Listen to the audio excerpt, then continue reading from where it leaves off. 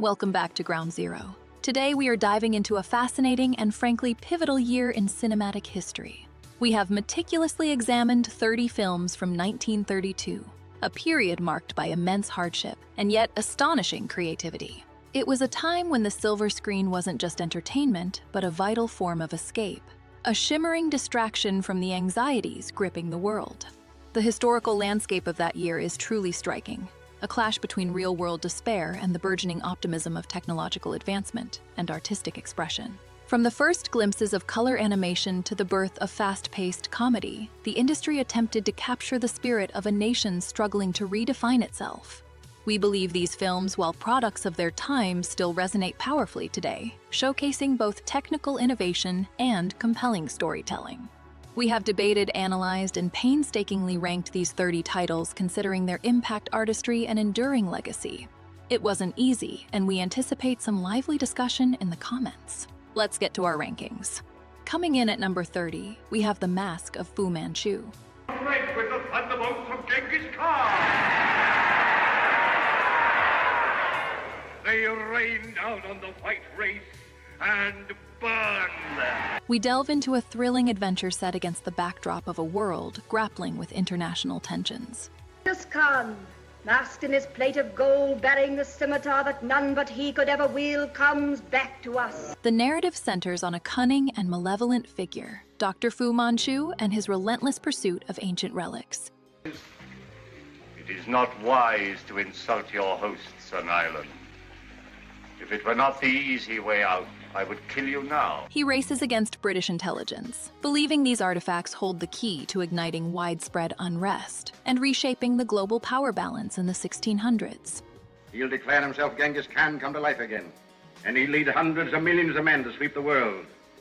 And that, my friend, is what you have got to prevent. The stakes are incredibly high as the fate of nations hangs in the balance. I've heard the shouts of the dead and the dying, drowned by the victorious cries of our people. Lewis Stone portrays Nyland Smith with a steely resolve, perfectly capturing the dedication of a man determined to thwart Fu Manchu's plans. Of course, in your hands, these things will be merely interesting archaeological specimens to go into the British Museum. But should Fu Manchu put that mask across his wicked eyes and take that scimitar into his bony, cruel hands, all Asia rises. Karen Morley delivers a compelling performance as Sheila Barton, navigating danger with intelligence and grace. And at sunrise tomorrow, as my chieftains are assembled in the temple below, you too and your compatriots and Nyland Smith will have the pleasure of entering your Christian heaven together. Boris Karloff embodies the chilling Dr. Fu Manchu, radiating an unsettling menace in every scene. And Myrna Loy shines as the enigmatic Fa Lo Si, adding layers of intrigue to the unfolding drama. And you, my dear doctor, will follow my slaves to the room of the slim silver fingers, where I am sure you will be more than comfortable. The film explores the complex themes of cultural conflict and the dangers of unchecked ambition. Genghis Khan comes back.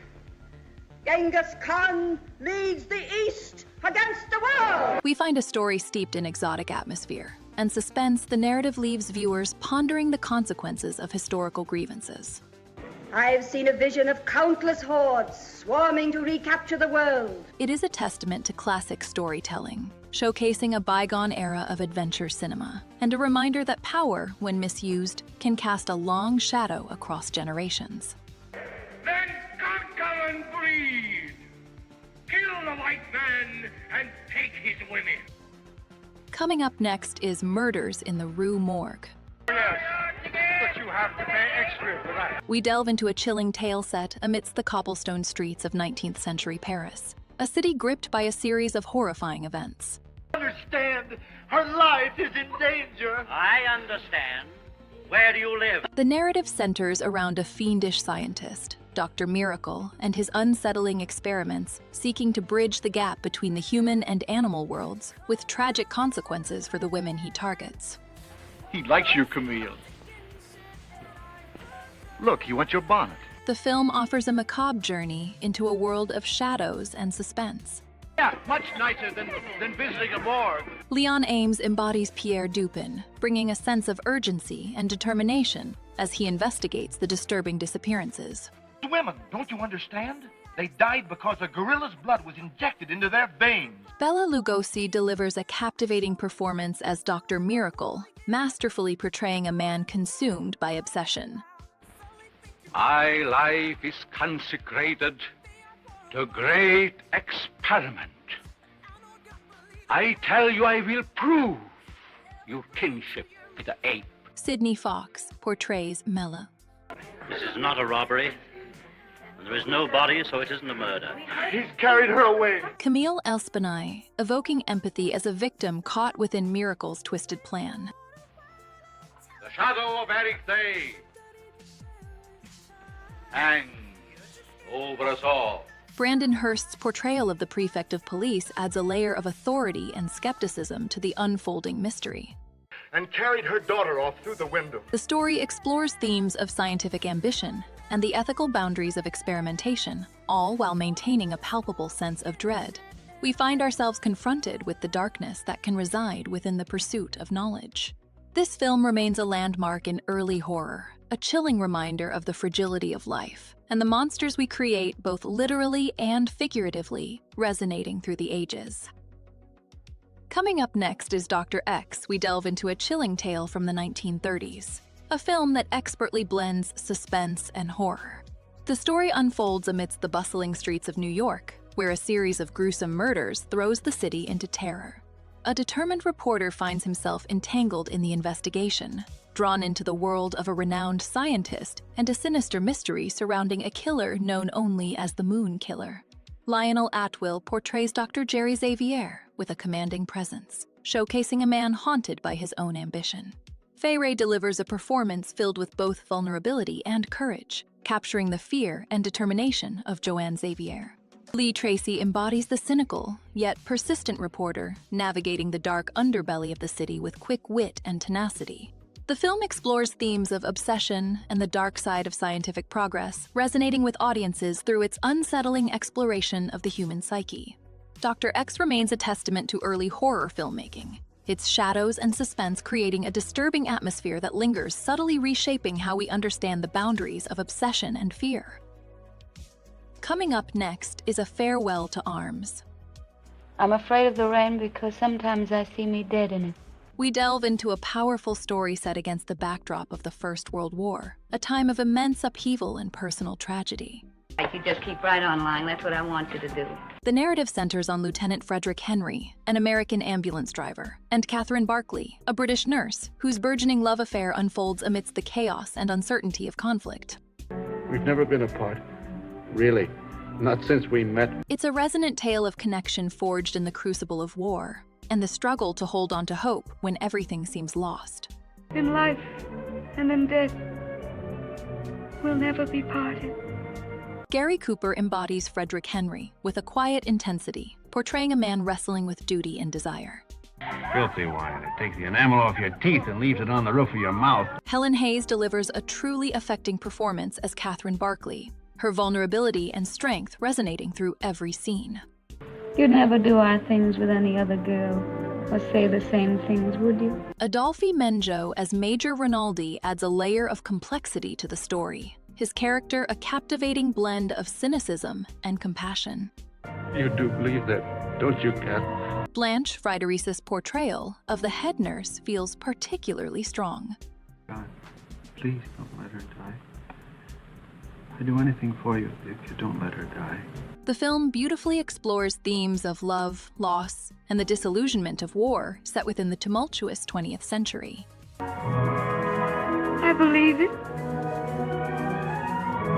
And I'm not afraid. We find a story that doesn't shy away from the harsh realities of conflict and the abuse of power, but ultimately emphasizes the enduring power of the human spirit.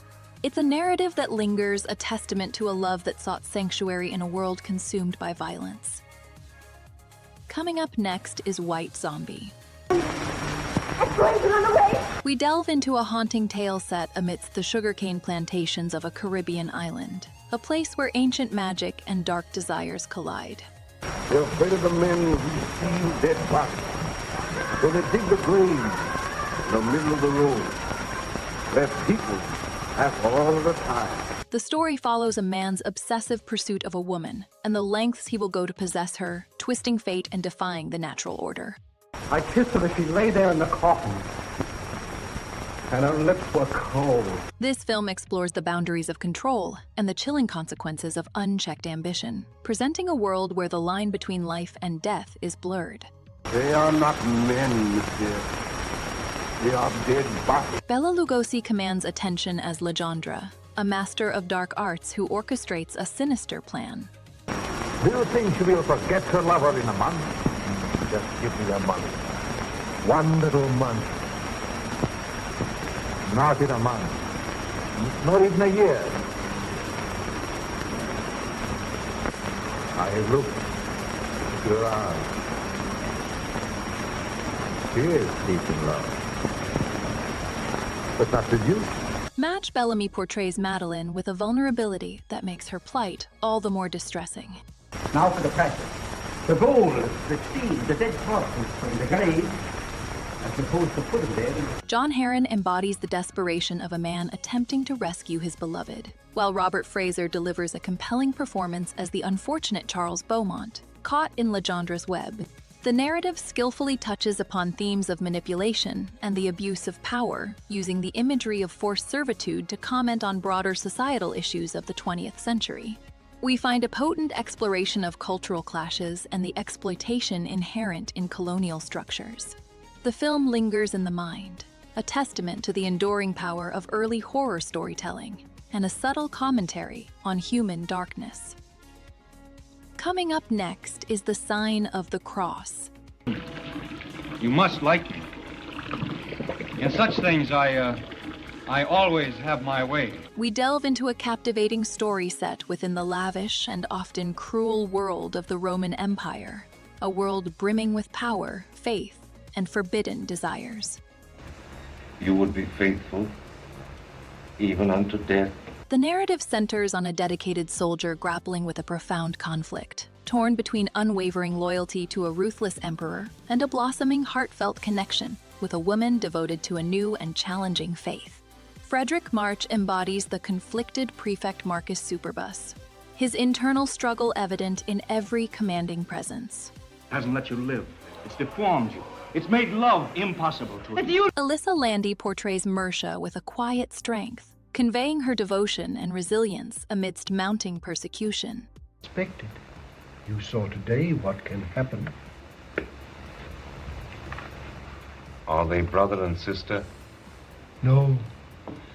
Their parents were coated with pitch and burned as torches to light up one of Nero's orgies.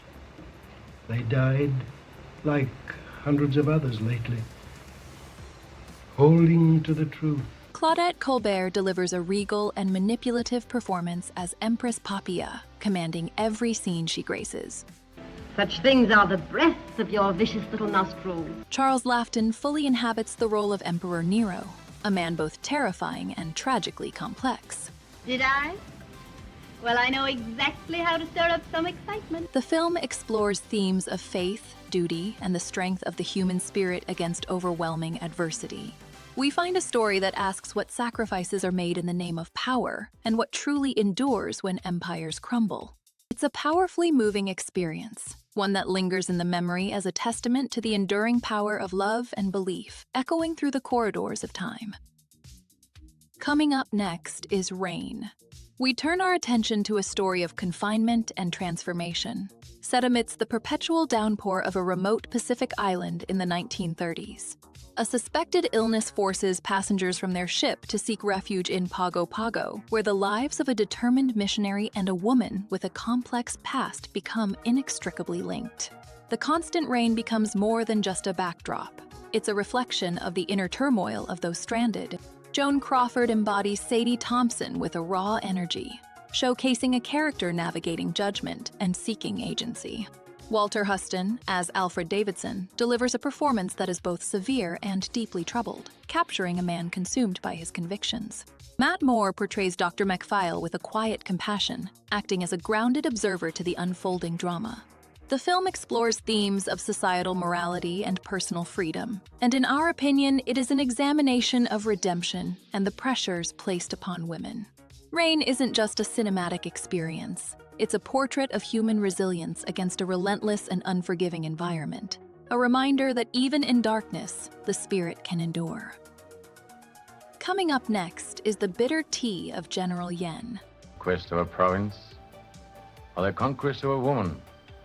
What's the difference? We journey to the vibrant yet tumultuous city of Shanghai, a place caught within the grip of civil unrest during the 1920s. I've spent 50 years in China, and there are times when I think we're just a lot of persistent ants trying to move a great mountain. The story follows Megan Davis, an American missionary whose wedding day is swiftly interrupted by a desperate plea to rescue orphan children. Love with no thought of merit, no thought of return, no thought of gratitude even. That's ordinarily the privilege of God. This noble undertaking leads her into the orbit of General Yen, a powerful figure whose presence dominates the region. My words. The one who first spoke them gave up his life for them. Nils Astor embodies the complex dignity of General Yen, portraying a man of power wrestling with unexpected emotions. Don't you tell me everything you know? Do I? And if you don't I know how to find it out anyway? Barbara Stanwyck delivers a captivating performance as Megan, showing a delicate strength as she navigates an increasingly uncertain situation. It's pretty hard to become acquainted with a man who ruthlessly slaughters helpless prisoners in one mood, and in the next shows such a tender reverence for the beauty of the moon. Walter Connolly brings an earnest energy as Dr. Strike, committed to his mission amidst overwhelming difficulty. Let the general be the judge of that. He runs his own show out here with about 50 centuries of authority back of him. The narrative explores themes of cultural boundaries and unexpected connections, challenging preconceived notions. Sends his compliments and humbly requests the honorable presence of Miss Megan Davis for dinner for the third time. We witness the slow erosion of personal walls, a delicate dance between duty and desire, and the realization that compassion can blossom in the most unlikely of circumstances. What? You mean to say that you left the prospect of a beautiful woman's loving arms for some nameless brats? It is a reminder of the shared human experience, extending beyond cultural and societal barriers. You can always do so much more with mercy than you can with murder. Why don't you give her another chance? Coming up next is 1 Hour with You. You have a right to be wrong. You're a woman. Women are born to be wrong. I like my women wrong. We delve into a charming tale of love, temptation, and forgiveness, set against a backdrop of sophisticated Parisian life. When I married her, she was a brunette. Now you can't believe a word she says. The story centers on André and Colette Berthier, a devoted couple whose blissful marriage faces a playful challenge when a captivating friend enters the picture. Madame, you may think I'm a coward. I am. This lighthearted comedy explores the complexities of desire and the strength of enduring commitment, all with a touch of musical flair. Unless you're well mated, this business of marriage is much overrated. Maurice Chevalier imbues Dr. André Berthier with a delightful charm, portraying a man struggling against an unexpected attraction. Throw your newspaper away and let us face the facts. Jeanette MacDonald shines as Colette, bringing both vulnerability and understanding to a wife navigating a delicate situation. He sets me a tingle, I set him aflame. Genevieve Tobin is wonderfully mischievous as Mitzi Olivier, effortlessly drawing attention and creating comedic tension. I wouldn't believe it myself. No, and let me tell you something. My husband wouldn't believe it either. Roland Young as Professor Olivier provides a delightful counterpoint with his playful demeanor. In Switzerland, we have a very peculiar law. When a husband shoots his wife, they put him in jail. Ultimately, the film celebrates the resilience of the human heart, exploring how understanding and acceptance can overcome moments of weakness. I'll be waiting in a taxi on the next corner for 5 minutes. We find a surprisingly modern approach to marital honesty, presented with Lubitsch's signature wit and elegance. The film lingers as a reminder that imperfections are woven into the fabric of love, creating a uniquely beautiful and relatable story. Coming up next is Red-Headed Woman. You've always hated me, Mr. Legender. You tried to break Bill and me up when you knew we loved each other. We delve into a story set within the bustling world of commerce in the 1930s, where ambition and desire intertwine. I walked all the way up here all alone, just because I knew how important those ladders were. The narrative centers on Lil, a woman who navigates a society built on established power and expectation. It's because I've been crazy about you from a distance ever since I was a kid. She relentlessly pursues what she wants, challenging conventions and expectations with an unapologetic spirit, all while working at the Legendre Company and becoming entangled in complex relationships. I never touched you that I didn't hate myself for doing it. Chester Morris portrays Bill Legendre, a man caught between societal duty and personal longing, bringing a compelling inner conflict to the screen. I'll tell you why I've come to see you, Mr. Kirsty. I know how Red's been pursuing you, and I know how you feel about her. Jean Harlow shines as Lil, embodying a vibrant and captivating energy that immediately draws attention and sets the stage for dramatic encounters. I could have made good here if there had been one soul in this whole... If there had been one soul in this whole town that was big enough to say a decent word about me. Lewis Stone delivers a strong presence as Bill's father, grounding the story with an air of established authority. Sometimes it is a girl like that. Anna Merkel, as Sally, adds warmth and authenticity to the narrative. Say, Bill Legender's crazy about his wife. Well, he's a man, isn't he? The film offers a sharp exploration of social maneuvering and the pursuit of agency. It speaks to a time when established norms were shifting, and individuals began to reassess the boundaries of acceptable behavior. So gentlemen prefer blondes, do they? Yes, they do.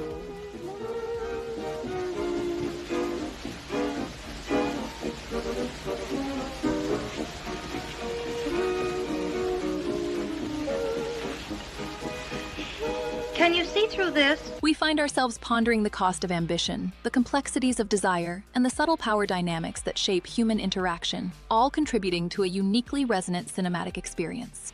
Well, then we better wouldn't let them see us. Coming up next is Tarzan the Ape Man. I come 6,000 miles and all I'm off is a cup of tea. What's wrong with the drink? We delve into a thrilling adventure set amidst the wilds of Africa, where ambition and untamed nature collide. You belong to us, and he brought you back. Now, you must let him go. He belongs to the jungle. The story follows James Parker and Harry Holt on a perilous expedition, seeking riches in the legendary elephant burial grounds. I'm afraid you're wasting your time with him, Parker. He's working himself into a juju. Unexpectedly, James' daughter Jane joins them, quickly finding herself caught between two worlds when a man raised amongst the apes takes an interest. I don't think you better look at me like that. Johnny Weissmuller embodies Tarzan with a raw physicality, conveying both primal instinct and unexpected gentleness. Perhaps if you actually had, I wouldn't be so obstinate. And I am. Very obstinate. Maureen O'Sullivan portrays Jane with a delightful mix of fear and fascination, particularly during her initial encounters with Tarzan, and the connection between them feels genuine. Dad, from now on, I'm through with civilization. I'm going to be a savage, just like you. C. Aubrey Smith anchors the expedition, portraying a father protective of his daughter and determined to achieve his goals. Just how keen are you on this idea? Well, it means escape from this cursed hole. The film explores themes of civilization versus nature and the pull of the wild heart. Jungle. Not now. It belongs to me. It's a beautifully crafted tale, portraying a timeless romance and a compelling exploration of belonging.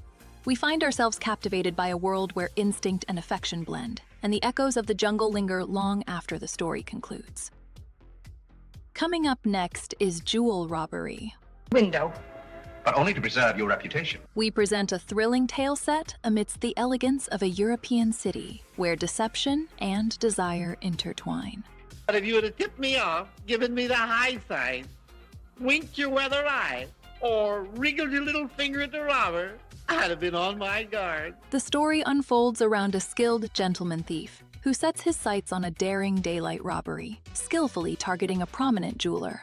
Even though he's a robber to us, he stormed that shop like a hero. However, his plans become wonderfully complicated when he finds himself captivated by the beautiful and alluring Baroness, Terry Hohenfels, a woman as enigmatic as the jewels he intends to steal.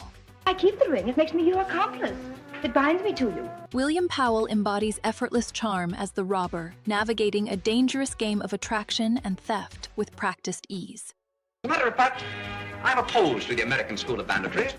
I studied in Paris. You have to work harder, but you do acquire a certain finesse that is missing from the stick-em-up-and-shoot-them-down school. Kay Francis delivers a nuanced portrayal of the Baroness, conveying both her societal constraints and a hidden longing for something more. If you're so clever, why not come round to my office someday and I'll try you out? Helen Vinson breathes life into Marianne Horn, adding layers of complexity to the unfolding drama, while Hardy Albright portrays Paul with genuine sincerity. This, too. No mess, no confusion. A new stock can be moved in tomorrow. No bankruptcy lawyer ever cleared out a place more tidily. For which I... Spencer Charters adds a touch of comedic relief as Johann Christian Lenz. Always be suspicious. Don't be fooled by anybody. The film explores themes of societal norms and the freedom found in breaking them, presenting a world where wealth and status do not guarantee happiness. This is part of this whole affair is that you're the unknown. The figure out of a fairy tale. The robber in 7-league boots. Jewel Robbery suggests that sometimes the most valuable treasures are not material possessions, but the connections we forge with others. Don't be depressed, it isn't for life. The safes are comfortable and electrically active. The story lingers in the memory, a reminder that even within a carefully constructed world, a little mischief can unlock unexpected joys. This is what I get for being such a sentimentalist, for believing in the fundamental honesty of people. Coming up next is Blonde Venus. Now try to get a job in this town, young lady, if you want to keep out of sight. We delve into a story of devotion and sacrifice, set against the backdrop of the 1930s, as Helen Faraday navigates a desperate situation to secure medical care for her husband. And then we came to a park. Only there was a tremendously large yellow moon up in the sky. The narrative follows her journey from devoted housewife to cabaret performer, a path forged by necessity and complicated by unexpected attention, all while striving to protect the well-being of her son. Although you know that I have lost my control, you sit and talk about my beautiful soul. Marlene Dietrich commands the screen with a nuanced portrayal of Helen, conveying both vulnerability and strength. Got voodoo head to toes, hot voodoo, burn my clothes. I want to start dancing, just wearing a smile. Herbert Marshall embodies the quiet dignity of a man facing hardship. Springtime in Germany. It was springtime in Germany, and it was warm. I had spring fever, and the air was full of blossoms. Cary Grant, as Nick Townsend, adds a layer of complexity, his character a source of both temptation and peril. You're a man who's been up and around, a go-getter. That's what you are. Dickie Moore delivers a heartwarming performance as young Johnny, further fueling his mother's resolve.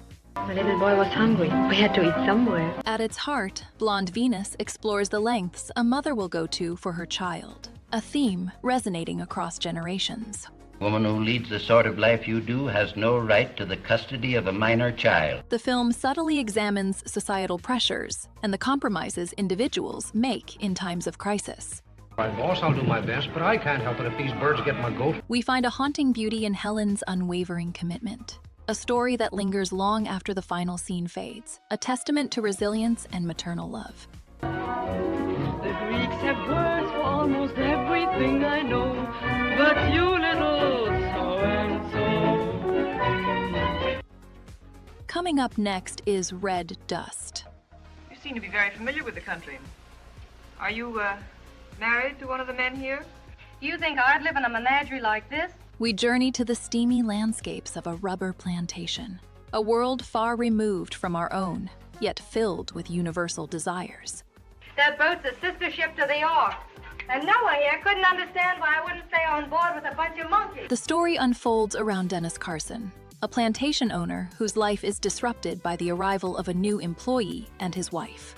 I'm going to sink my whole life in this dry rot just so the rest of the world can ride around on balloon tires. A tangled web of attraction and hidden pasts begins to unravel, threatening the fragile balance of this isolated community. Beautiful, isn't she? Very. Only don't start telling her, will you? Reserving that privilege for yourself?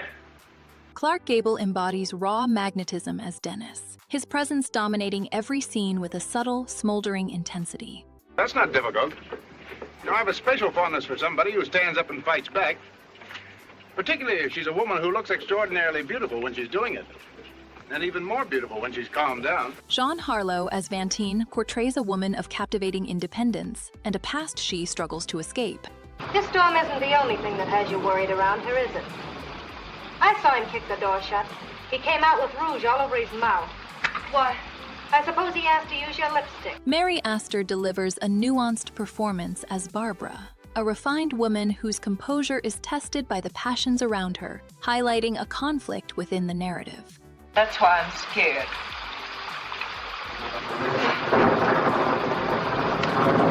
Oh, it's too silly. What do I mean I'm scared? It was just one of those excitement of the moment things. The film explores themes of desire, confinement, and the complexities of human relationships.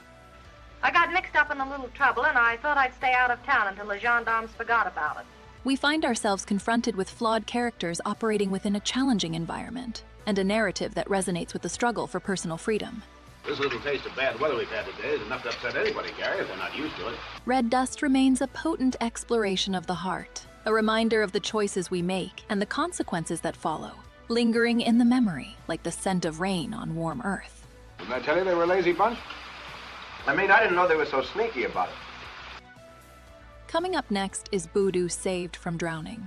We delve into a delightful and mischievous story unfolding along the banks of the Seine, where a despairing man, Boudu, attempts to end his life only to be rescued by the kind-hearted, yet conventional, Edouard Lestingois.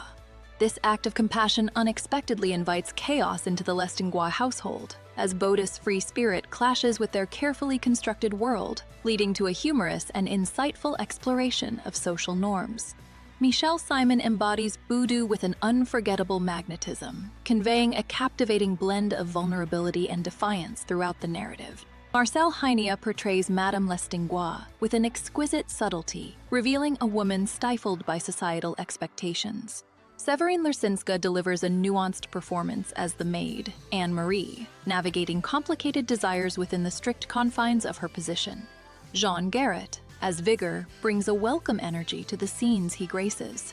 The film masterfully explores themes of class division and societal hypocrisy within the 1930s, presented with a light touch that never diminishes its depth. Through sharp wit and charming characters, we are reminded that true freedom may lie not in material possessions, but in embracing the unpredictable currents of life, a sentiment that resonates deeply long after the story concludes. Coming up next is The Blood of a Poet. We delve into a cinematic dreamscape, a work that transcends traditional narrative structure. The film invites us into the world of a poet, where the boundaries between reality and imagination dissolve. An armless statue stirs to life, beckoning him through a mirror and into a realm of peculiar encounters and shifting landscapes, a journey into the very essence of artistic creation itself. Enrique Rivero embodies the poet with a captivating stillness, drawing us into his internal world. Elizabeth Lee Miller as the statue is a figure of enigmatic power, her presence haunting the poet's journey. Pauline Carton brings a unique quality to the role of the child trainer, adding to the film's strange, unforgettable atmosphere. This film, born from the artistic fervor of the 1930s, explores the turbulent depths of the creative process. It is a haunting meditation on inspiration, the search for identity, and the struggle to reconcile inner vision with external reality.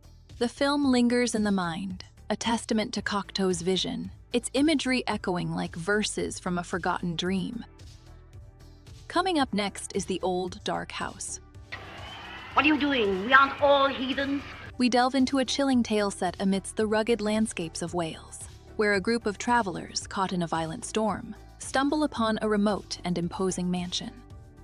It's only gin, you know. Only gin. I like gin. Seeking refuge from the tempest, they are welcomed by the eccentric and secretive femme family, unaware of the unsettling atmosphere and hidden truths within those ancient walls. Stop still, but it'll rot too. The night promises more than just shelter. It hints at something far more sinister. Melvyn Douglas portrays Roger Penderell, bringing a charming skepticism to the increasingly bizarre circumstances he finds himself in. Once you've started making money, it's hard to stop. Especially if you're like me. There isn't much else you're good at. Charles Laughton commands the screen as Sir William Porterhouse, his boisterous personality masking a simmering tension. Oh, roast beef. There's nothing like roast beef when a man's hungry. Lillian Bond as Gladys evokes a delicate vulnerability, while Boris Karloff as Morgan delivers a performance steeped in mystery, his presence a constant source of unease. Do. I know your mocking, lying tongue. Ernest Thieseger as Horace Femme perfectly embodies a rigid and peculiar host. We make our own electric light here, and we are not very good at it. The narrative explores the decaying vestiges of aristocracy and the fragility of the human psyche. We observe how isolation and long-held secrets can warp perceptions and erode civility. The film remains a masterclass in atmospheric horror, its shadows and suggestive imagery lingering in the mind long after the story concludes, a reminder that some houses hold on to their darkness forever. Coming up next is Love Me Tonight. But it's worse to stand above a board and scrub the breeches of a son of a gun who's nothing but a tailor. We delve into a picture that elegantly blends comedy, romance, and song, creating a delightful experience for audiences. You know too much about hunting, etiquette, tradition. You know nothing about style, charm, love. The story centers around a charming Parisian tailor who travels to a stately castle to recover a debt, unexpectedly finding himself drawn to a captivating princess. Tell me, do you ever think of anything but men, dear? This seemingly simple pursuit unfolds into a whirlwind of mistaken identities and blossoming affection. It makes me boil with rage to think I blacked his boots. I should have blacked his eye. Maurice Chevalier embodies the carefree spirit of Maurice, skillfully navigating both humorous moments and sincere displays of emotion. An Apache among all these nobility, and yet I understand an Apache wanting to come, where there is beauty and light. Jeanette MacDonald portrays Princess Jeanette with a delicate grace, her presence lighting up every scene. There are things too fine, too sacred to be made ridiculous. Charles Ruggles is a delight as the flamboyant Viscount, bringing a playful energy to his role and injecting an abundance of comic relief. I never heard of the Coeur-d'Alenes in all my historical research. Myrna Loy delivers a wonderfully spirited performance as Countess Valentine. Harder the horse, the harder I get. I might hurt on the boat, or he can take it. The film explores themes of societal expectations and the pursuit of genuine connection. Your Grace, with your permission, I'd like to do my hunting indoors today. Through its innovative use of music and dynamic direction, it presents a timeless narrative about finding love in unexpected places. Is that my new riding habit? No, not until you've paid for it, Monsieur le Vicomte. The integrated musical numbers aren't merely interludes, but woven into the fabric of the story, enriching the emotions and furthering the journey of its characters, a testament to its enduring charm. Know why they call him Solitude? Why? Because he always comes home alone. Coming up next is the most dangerous game. You know the saying of the Ogandi chieftains, hunt first the enemy, then the woman. We delve into a chilling tale of survival and the primal instinct to hunt or be hunted. Didn't turn out so hot as a hunter, Doc, but oh, what a photographer. When big game hunter Robert Rainsford finds himself shipwrecked on a remote island, he quickly discovers he is not the hunter anymore. Now, just a minute. What makes you think it isn't just as much sport for the animal as it is for the man? Now, take that fellow right there, for instance. There never was a time when he couldn't have gotten away. But he didn't want to. Instead, he becomes the prey in a terrifying game orchestrated by the enigmatic Count Zaroff, a man whose hospitality masks a dark and deadly obsession. Now, just a minute. What makes you think it isn't just as much sport for the animal as it is for the man? Now, take that fellow right there, for instance. There never was a time when he couldn't have gotten away. But he didn't want to. Leslie Banks embodies Zaroff with a calculated grace, making his descent into villainy utterly captivating. His idea everywhere. It is the natural instinct. Joel McCrea portrays Rainsford's mounting desperation with impressive physicality, particularly during the tense chase sequences through the dense jungle. He got interested in hunting me. He didn't hate me for stalking him, any more than I hated him for trying to charge me. As a matter of fact, we admired each other. Fay Wray delivers a moving performance as Eve Trowbridge, a fellow castaway caught in this horrifying predicament. I was thinking of the inconsistency of civilization. The beast of the jungle, killing just for his existence, is called savage. The man Killing just for sport is called civilized. Yeah. It's a bit contradictory, isn't it? Now just... Robert Armstrong portrays Martin Trowbridge, her brother, in a very compelling manner. Old sea dogs tell yarns to kid each other and end up believing it all themselves. The film explores the blurred lines between predator and prey and how far one will go to survive. Here on my island, I hunt the most dangerous game. It is a story which resonates with anxieties about power, control, and the darker side of human nature. I have invented a new sensation. We find ourselves gripped by the escalating tension, feeling every desperate maneuver Rainsford makes as he fights for his life, turning the hunter's own tactics against him. Coming up next is Shanghai Express. We delve into a captivating story set against the backdrop of a turbulent journey across Asia in the early 20th century. The narrative centers around Shanghai Lily, a woman with a mysterious past who finds herself aboard the Shanghai Express, unexpectedly crossing paths with a former lover, Captain Harvey. This train ride becomes a crucible where old passions and dangerous secrets collide, fueled by a landscape of political unrest. Marlene Dietrich embodies Shanghai Lily with a remarkable blend of allure and vulnerability. When I needed your faith, you withheld it. And now when I don't need it and don't deserve it, you give it to me. Clive Brooke, as Captain Harvey, portrays a man torn between duty and desire, his stoicism challenged by Lilith's return. I'm not exactly irreligious, but being a physician, I sometimes wonder how a man like you can locate a soul and, having located it, diagnose its condition as rotten. Anna May Wong delivers a compelling performance as Hui Fei, a woman navigating a complex world with grace and determination. According to papers found in your luggage, you deal in opium and have shipped 12,000 pounds of it into China in the last year. Each actor infuses their role with nuance, elevating the dramatic tension within the confined space of the train. It's very easy to listen to you, Donald. You know I love you. I always have and I always will. The film explores themes of love, regret, and the weight of past choices.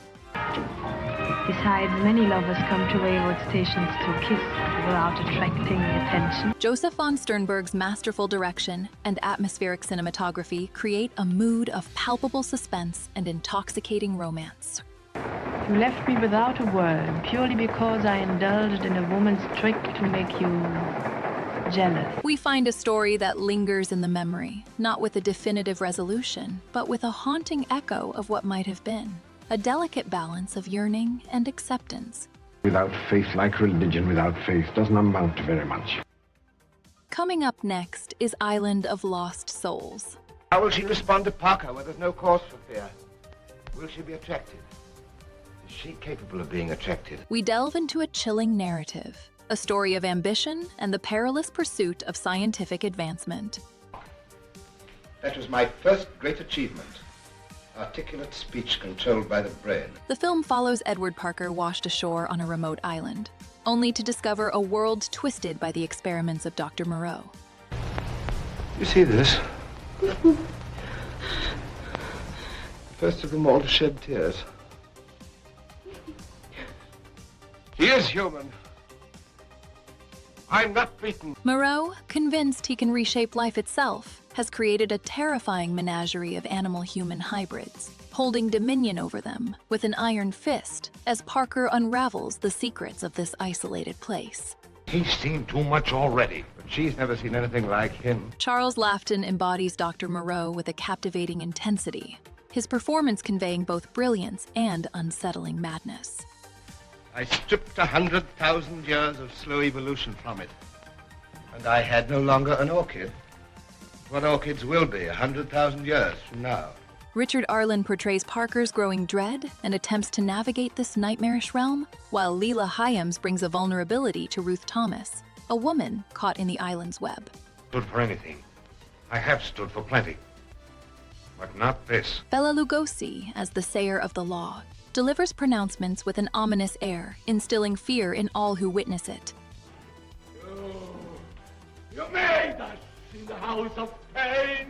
The film explores themes of creation and control, challenging our understanding of what it means to be human. Right? But I'd just as soon leave it for somebody else to do, if there was anybody else here to do it. It's a potent story of hubris and the dangers of unchecked ambition, and we find ourselves contemplating the blurred lines between science and monstrosity long after the final frame fades, dwelling on a world where nature's order is violently overturned. Well, if you ask me, he's a black-headed, grave-robbing ghoul. That's what he is. Coming up next is I Was Born, but we present a remarkable film that captures a slice of life in the 1930s, observing the everyday adventures of two young brothers. The story follows Yoshi and Kiji, navigating childhood and establishing themselves as leaders among their neighborhood friends. It's a playful exploration of youthful ambition and the subtle dynamics of growing up, framed with a delicate sensitivity that defines early cinema. Tomio Aoki embodies Kiji with a mischievous energy, showcasing a natural talent for comedic timing as he orchestrates games with his peers. Tatsuo Saito portrays Yoshi, radiating a quiet determination as the more reserved brother, anchoring the film's emotional core. Mitsuko Yoshikawa delivers a compelling performance as their mother, offering a grounding presence amidst the children's spirited antics. We find a tender examination of generational differences through the lens of childhood. The narrative does not simply present a story. It delicately unfolds a world where time feels both fleeting and suspended. The film offers a quiet meditation on the anxieties and aspirations within the family unit, lingering in the memory like a cherished photograph from a bygone era. Coming up next is Horse Feathers. I don't know what they have to say, it makes no difference anyway, whatever it is, I'm against it. No matter what it is or who commenced it, I'm against it. We delve into a whirlwind of collegiate chaos, a story where a new university president, Quincy Adams Wagstaff, attempts to bolster school spirit through the most unconventional means imaginable. Listen, you bunch of butterfingered milksops. The way you're playing, you couldn't beat a girls' basketball team. We've got to win this game, do you understand? The plan, encouraged by his son Frank, centers on strengthening Huxley College's football team. But recruitment takes a hilariously unexpected turn, filling the campus with a boisterous, unruly energy. He must think I'm terrible. But I think you're wonderful. You're beautiful. Groucho Marx embodies the eccentric Professor Wagstaff with a delightful command of language and physical comedy. Knowing that as I do, I'd not advise you to displease him or tease him. No, no, don't double-cross him or toss him around. When dear old Dad once gets mad, he's a hound. Harpo Marx, as Pinky, delivers a wordless performance full of playful mischief, truly captivating audiences. Members of the faculty, faculty members, students of Huxley, and Huxley students. I guess that covers everything. Chico Marx's portrayal of Baravelli blends smooth talk with slapstick brilliance. You bet. You know what I do when I kidnap somebody? First I call them up on the telephone, then I send them my chauffeur. Thelma Todd, as Connie Bailey, provides a charming counterbalance to the comedic antics. Boy, you took the words right out of my mouth. I'm ashamed to be your father. You're a disgrace to our family name of Wagstaff, if such a thing is possible. The film's enduring charm resides in its playful subversion of authority and embrace of joyful absurdity. Well, I was wrong. I knew there was something you couldn't burn at both ends. I thought it was a candle. However, you must be punished. It's a cinematic reminder that sometimes the most unexpected paths lead to the most memorable outcomes. An observation that resonates across the 1930s and beyond. President Wagstaff, now that you have stepped into my shoes... Oh, is that what I stepped in? The legacy of this film isn't merely laughter, but a celebration of unrestrained joy. You would like to know why I'm here. I came into this college to get my son out of it. I remember the day he left to come here, a mere boy and a beardless youth. Coming up next is Grand Hotel. We delve into a world of gilded luxury and hidden desperation within the majestic Grand Hotel in Berlin, a place where fortunes are won and lost, and lives intersect in unexpected ways. The film masterfully weaves together the stories of several guests, each grappling with their own personal battles and quiet anxieties as they navigate the hotel's opulent corridors. It's a snapshot of a time, a portrait of human vulnerability. John Barrymore embodies the charming yet financially strained Baron Felix von Geigern, a performance brimming with both charisma and a subtle sense of regret. Joan Crawford delivers a captivating portrayal of Flamchen, a stenographer seeking a better life. Thank you. What do you do in the Grand Hotel? eat, sleep, loaf around, flirt a little, dance a little. 100 doors leading to one hall. Wallace Beery powerfully depicts General Director praising, a businessman entangled in troubling circumstances. Greta Garbo resonates as Grusenskaya, a sorrowful dancer concealing a past of abuse and seeking solace. Lionel Barrymore, as Otto Cringeline, provides a poignant depiction of a dying bookkeeper. Can do anything to me anymore. Nothing can happen to me anymore. The film explores themes of loneliness, the pursuit of happiness, and the transient nature of existence, all set against a backdrop of elegant artistry. The narrative's episodic structure and its focus on universal emotions create a deeply moving experience, reminding us that even in a world of constant change, the human heart remains a constant. The final image lingers, a quiet acknowledgement of the ceaseless rhythm of life itself. Coming up next is The Mummy.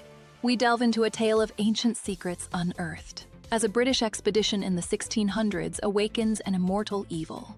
The story follows Sir Joseph Wemple's discovery of Imhotep's mummy, a priest brought back to life with a terrifying purpose.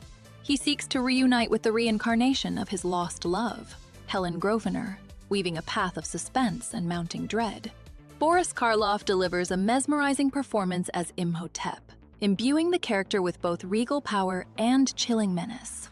Arthur Byron portrays Sir Joseph Wemple with a confident authority, while David Manners as Frank Wemple adds a layer of vulnerability to the unfolding events. Zita Johann embodies Helen Grosvenor, conveying a sense of quiet strength amid growing peril. This film explores themes of obsession, destiny, and the dangers of tampering with the past. The narrative builds an atmosphere of creeping dread, where the line between life and death blurs. The Mummy demonstrates how even the most carefully guarded tombs can't contain the echoes of a forgotten world, a reminder that history's currents continue to shape our present.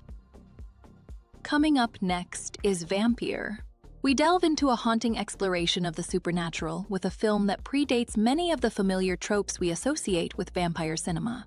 The story centers on Alan Gray, a man drawn to a secluded village and an unsettling premonition of darkness. He becomes entangled in the fate of a family, tasked with protecting a young woman believed to be afflicted by a terrifying ancient evil within the backdrop of the 17th century. Nicholas de Gunsberg embodies Alan Gray with a captivating blend of curiosity and dread, guiding us through the film's surreal landscape. Maurice Schutz delivers a haunting performance as the Lord of the Manor, his presence radiating an unnerving stillness. Sybil Schmidt's portrayal of Leone evokes a profound sense of vulnerability, particularly in scenes where her distress becomes increasingly visible. Vampyr masterfully examines themes of mortality and the blurring lines between reality and nightmare.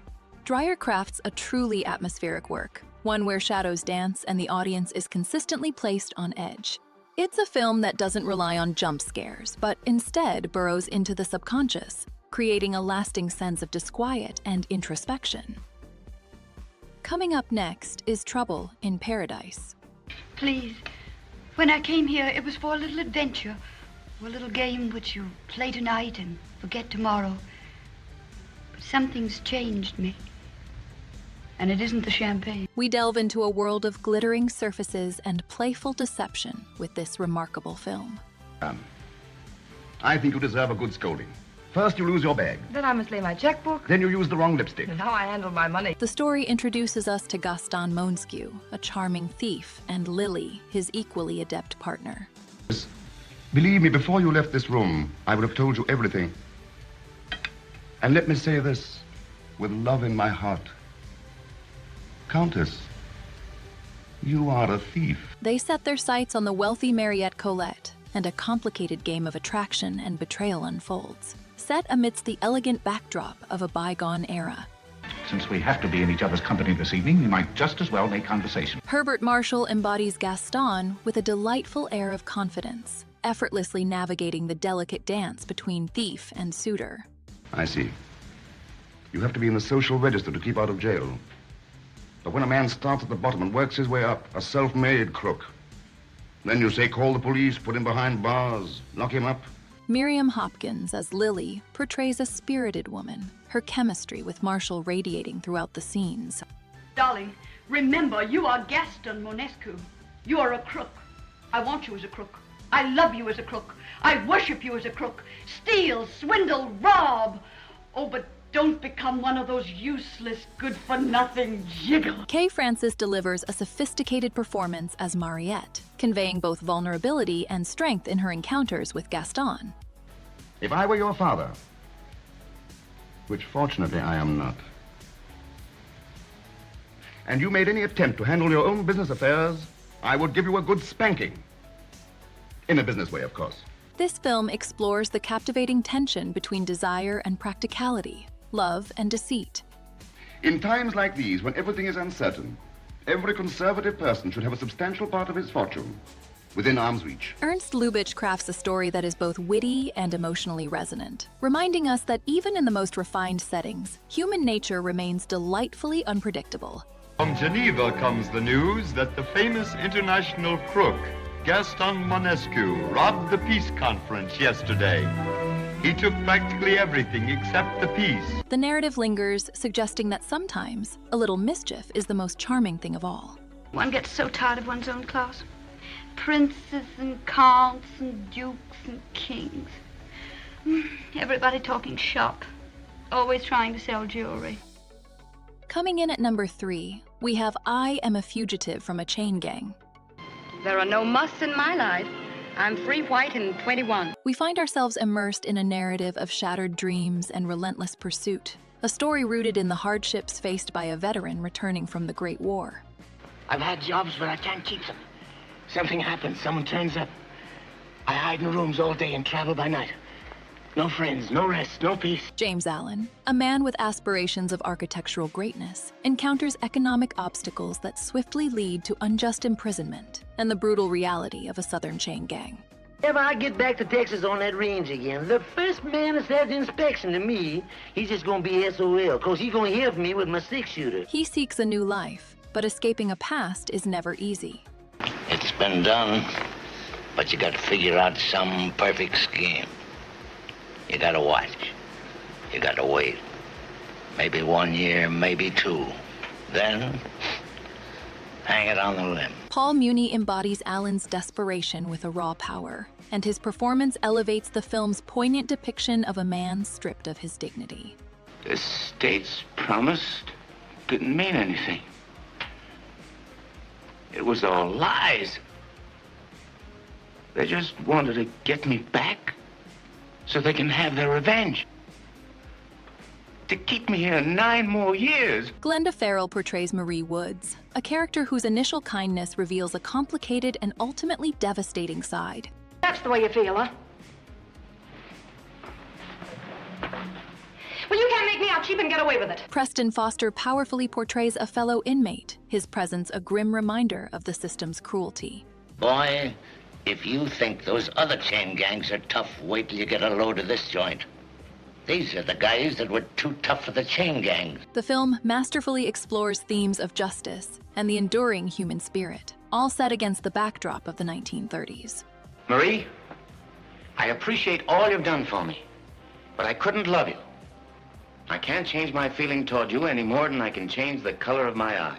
It's a stark observation on societal failings and the struggle for redemption, a desperate fight for self-determination that lingers with us, echoing the costs of a dream deferred and a life unjustly burdened. I don't want to be spending the rest of my life answering a factory whistle instead of a bugle call. I'll be cooped up in a shipping room all day. Coming in at number 2, we have Scarface. I don't know nothing. I don't see nothing. I don't hear nothing. When I do, I don't tell the cops. We delve into a world consumed by ambition and violence, a gripping portrayal of Chicago during the 1930s. They'll be shooting each other like rabbits for the control of the booze business. The narrative follows Antonio Camonte, a man who rises through the ranks of organized crime with ruthless efficiency, driven by a desire for power and a complex loyalty to his sister. It's a story of ambition, betrayal, and the intoxicating lure of control in a city steeped in prohibition. Paul Muni embodies Tony Camonte with a raw intensity, bringing a simmering rage and calculated cunning to every scene. In this business, there's only one law you gotta follow to keep out of trouble. Do it first, do it yourself, and keep on doing it. Anne Dvorak portrays Seska with a quiet desperation, highlighting the collateral damage of Tony's ascent. This fella got ideas I don't like. Osgood Perkins delivers a strong performance as Johnny Lovo, his authority slowly eroded by Tony's relentless ambition. George Raft's menacing presence as Guino Ronaldo adds to the film's suspense. It's the attitude of too many morons in this country. They think these big hoodlums are some sort of demigods. The film explores the corrupting influence of power and the isolating nature of unchecked ambition. We witness the fragility of loyalty when confronted with personal desire. Scarface doesn't simply chronicle a criminal's journey. It exposes the human cost of an existence built on control and the haunting emptiness that remains when all is said and done. We have journeyed through a cinematic landscape of gritty gangster tales like Scarface, haunting pre-code dramas such as I Am a Fugitive from a Chain Gang, and the innovative horror of The Mummy and White Zombie. Even finding moments of levity with the Marx Brothers in Horse Feathers and Ernst Lubitsch's Sparkling Trouble in Paradise. From the exotic locales of Shanghai Express to the daring flight of Amelia Earhart echoing through the culture, these films captured a nation wrestling with hardship and seeking escape. But through all the artistry and innovation, one film stands apart, a beacon of its time and a lasting testament to the power of storytelling. And now, the moment we have all been waiting for. Coming in at number 1, we have Freaks. Cleopatra ain't one of us. Why, we're just filthy things to her. She'd spit on Hans if he wasn't giving her presents. We find ourselves drawn into the vibrant, yet often unseen, world of a traveling circus during the 1930s. Oh, you see, monsieur, when I get a chance, I like to take them into the sunshine and let them play like children. The story centers on Hans, a performer who finds love with the captivating trapeze artist Cleopatra, but their budding romance soon reveals a dark undercurrent of deceit and greed. Yeah, I have eyes for only one woman. The woman I asked to be my wife. A web of betrayal unfolds, threatening not only Hans' happiness, but the very foundation of the close-knit community he resides within. A pretty dress. Oh, how beautiful you look tonight. Harry Earls portrays Hans with a dignity and vulnerability that anchors the narrative, and his genuine connection with fellow performers is palpable. Please, Frida, don't tell me what I do. When I want a cigar, I smoke a cigar. I want no orders from a woman. Olga Baklanova embodies Cleopatra's alluring yet cruel nature, expertly portraying a character motivated by selfish ambition. You're all wrong. I didn't do it. Wallace Ford, as Froso, offers a particularly memorable performance, demonstrating loyalty and a fierce protective instinct toward his friends. Don't go out filling your hide with a lot of booze celebrating, because fun once got that way never done no one no good. The film boldly challenges conventional notions of beauty and monstrousness, arguing that true depravity lies not in physical difference, but in the absence of compassion. Let her try it. Let her try doing anything to one of us. You're right. She don't know us, but she'll find out. It's a testament to the power of community and acceptance, demonstrating how those considered outsiders can build a world founded on mutual respect and unwavering support. How many times have I told you not to be frightened? Have I not told you? God, look, after all these children. The narrative lingers, prompting us to reconsider our own definitions of normal and the fragility of human connection. Women are funny, ain't they? They're all tramps, ain't they? Yeah, except when you can get money from them. And so we have reached the end of our journey through the cinematic landscape of 1932, a year that gifted us with a remarkable 30 films ranging from thrilling adventures and heartwarming dramas to groundbreaking comedies and unforgettable romances. We hope you enjoyed this deep dive into a truly pivotal moment for storytelling on the silver screen. Now we want to hear from you. Do you agree with our selections, and did we perhaps overlook any personal favorites from that era? More importantly, tell us in the comments below which specific list you would like us to explore next here on Ground Zero. And do not forget to like and subscribe for more explorations into film history.